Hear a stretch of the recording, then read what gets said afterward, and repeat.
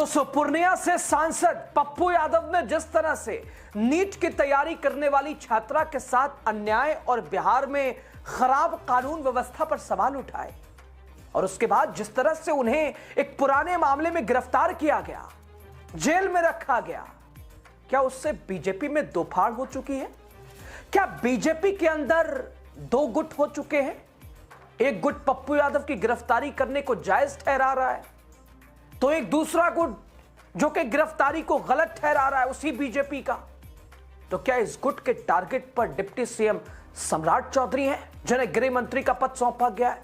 आखिर उनके अधीन ही तो है कानून व्यवस्था।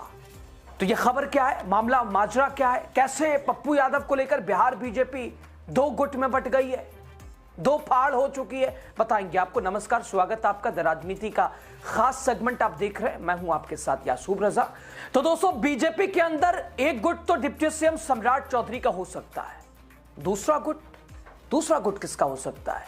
और उस दूसरे गुट की अगुवाई पर्दे के पीछे से कौन कर रहा है? और बीजेपी में पर्दे के पीछे ही कौन है जो बिहार की बिगड़ती कानून व्यवस्था को हाईलाइट करने में पप्पू यादव को सपोर्ट कर रहा है? हालांकि वो खुलकर बोल नहीं सकता, अगर बोलेगा तो एक तरह से बाहर का रास्ता दिखाया जा सकता है, पार्टी से बाहर किया जा सकता है, क्योंकि इस वक्त बिहार के गृह मंत्री सम्राट चौधरी देश के गृह मंत्री अमित शाह के लाडले हैं। तभी अमित शाह ने बिहार के मुख्यमंत्री नीतीश कुमार से गृह विभाग को छीनकर सीधा सम्राट चौधरी के हवाले कर दिया।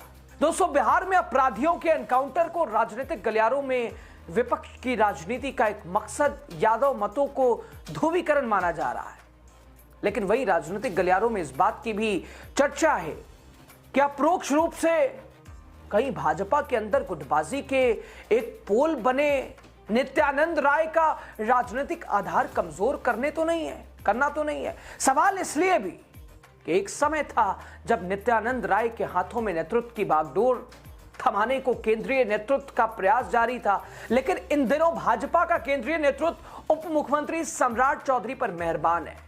निशाने पर कहीं नित्यानंद राय की राजनीति तो नहीं है। बिहार प्रभारी की भूमिका में जब भूपेंद्र यादव आए थे तो उन्होंने राजनीति की धुरी को यादव वोट बैंक की दिशा में केंद्रित किया।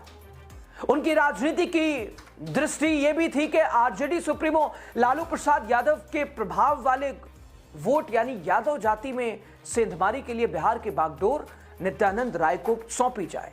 इसके लिए बीजेपी के केंद्रीय नेतृत्व ने 30 नवंबर 2016 को प्रदेश अध्यक्ष की कुर्सी भी सौंप दी थी। और दोस्तों, वो साल 15 सितंबर 2019 तक प्रदेश अध्यक्ष भी रहे। साल 2025 के विधानसभा चुनाव के दौरान जब एनडीए के भीतर 100 सीटें जेडीयू को देकर खुद बीजेपी ने 143 सीटों पर लोजपा, हम और आरएलएम के साथ मिलकर चुनाव लड़ा, तब भी यह चर्चा थी कि बीजेपी कहीं अकेले दम पर सरकार तो बनाना नहीं चाह रही है। तब मीडिया में यह खबर थी चल रही थी, तब दोस्तों मीडिया में यह खबर भी चल रही थी कि बीजेपी की अपेक्षा जेडीयू को काफी कम सीट आएगी। और तब जब सीएम पद के लिए गुटबाजी चरम पर थी और वर्तमान उप मुख्यमंत्री सम्राट चौधरी और नित्यानंद राय के बीच ही टकराव चल रहा था। लेकिन दोस्तों, चुनाव परिणाम में न केवल बंपर जीत हुई बल्कि जेडीयू की भी अपेक्षाकृत अधिक सीटें आई। इस एनकाउंटर से यादव जितने भी नाराज होंगे, नित्यानंद राय की साख उतनी खराब होगी और यह उनकी राजनीति के भविष्य पर भी खतरा साबित हो सकता है। अब दोस्तों, जहां तक माना जा रहा है, जहां तक मुझे जानकारी मिली है, नित्यानंद राय गुट का पूरा सपोर्ट अंदर खाने पप्पू यादव के साथ है। पप्पू यादव के साथ बिहार सरकार ने जो किया उस पर नीतीश कुमार से ज्यादा सीधे तौर पर गृह मंत्री सम्राट चौधरी के ऊपर अटैक हो रहा है। दोस्तों, विधानसभा चुनाव 2025 के परिणाम के बाद आरजेडी की चिंता में एमवाई समीकरण भी और उसमें हुई सेंधमारी को रोकना भी है।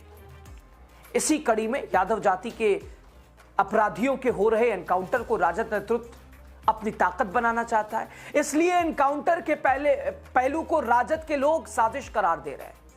प्रचार ये कर रहे हैं कि शेष जातियों के अपराधियों का एसआईटी एनकाउंटर नहीं कर रही है। अब दोस्तों, नित्यानंद राय को लेकर सम्राट चौधरी का गुट लगातार अटैकिंग मोड में है। उस वोट बैंक में सेंधमारी यादव को लेकर भी उसके ऊपर भी लगातार। तो अब ऐसे में जब सम्राट चौधरी का गुट नित्यानंद राय को अपने रडार पर लिए हुए है, तो फिर इधर दूसरा गुट जो कि बीजेपी का ही है, नित्यानंद राय वाला, तो क्या वो चुप थोड़ी ना बैठेगा? वो भी अटैकिंग मोड में, यानी सम्राट चौधरी कितने भी दिल्ली के खास ही क्यों ना हो, क्या फर्क पड़ता है, जो होगा देखा जाएगा, ये स्थिति है। तो भाई इधर से भी नित्यानंद राय के गुट की तरफ से भी सम्राट चौधरी के बड़बोलेपन को लगातार कतरने की कोशिश, लगातार आईना दिखाने का प्रयास, लगातार जवाब देने की एक तरह से मंशा, और उसी आधार पर यानी दोनों गुट यानी बीजेपी का आपस में एक दूसरे के सामने खड़ा हुआ दिखाई दे रहा है। और इस बार वजह बने पूर्णिया से निर्दलीय सांसद पप्पू यादव। दोस्तों, पप्पू यादव ऐसे समय में उन्हें गिरफ्तार किया गया, 6 फरवरी न जाने कौन सी आफत आई, और तब जब पप्पू यादव नीट छात्रा को इंसाफ दिलाने के लिए लड़ाई लड़ रहे थे, लगातार कह रहे थे कि आखिर कौन है वो बड़ा चेहरा जिसे बचाया जा रहा है। सम्राट की बड़बोलेपन के बावजूद उनकी पुलिस हाथ खड़े करती नजर आई, लीपापोती करती नजर आई, और पप्पू यादव दिल्ली से पटना पहुंचे, आधी रात गिरफ्तारी, और दूसरे दिन जमानत भी मिल गई 31 साल पुराने मामले में। लेकिन अब दूसरा 2 और केस पुराने 2017-2019 लगाकर फिर मामले को उलझा दिया गया। लेकिन फिलहाल पप्पू यादव को जमानत तीनों मामले में मिल चुकी है। पप्पू यादव शान से जेल के बाहर है, खुद सम्राट ने ही दरवाजे खोले। और अब दूसरी तरफ पप्पू जहां दहाड़ मार रहे हैं, और दूसरी तरफ जिन्होंने डाला था वो उनके माथे पे शिकन है, डर के पसीने हैं कि क्या करने वाले हैं, अब क्या करेंगे, अब तो कोई बचेगा नहीं, और बचने वाला वाकई है नहीं। लेकिन दूसरी तरफ दोस्तों बेचैनी दोनों तरफ से है। बीजेपी को उधर भी देखना है, इधर भी देखना है।